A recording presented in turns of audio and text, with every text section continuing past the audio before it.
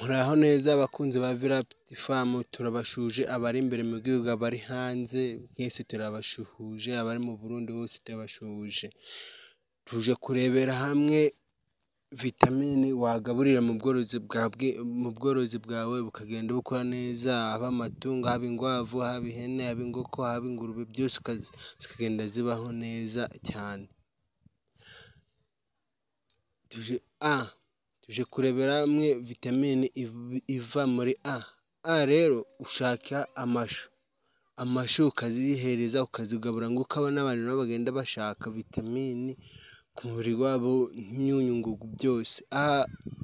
Zihereza amashu, habonekamo karoti, hakabonekamo ibishyimbo, ibibabi by'ibishyimbo bibisi ukazihereza zikarya, ku bworozi bwawe bugenda bubaho neza nguko ubishaka uko wabiteguye. Reka turebere hamwe na D nayo ni ingenzi kurebera hamwe vitamini iva muri D rero ureba uko twagiye tubyigisha uko worora amatungo.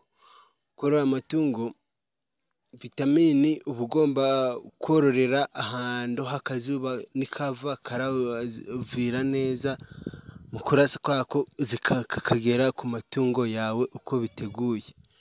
Icyo gihe rero iyo ubikoze neza amatungo yawe yaba ari kubona vitamini D, kubonekamo akazuba. Muri D hakabonekamo ibisigazwa by'amafi nabyo birafasha cyane ku muntu woroye amatungo ye, ukabisya bigenda bigaragara.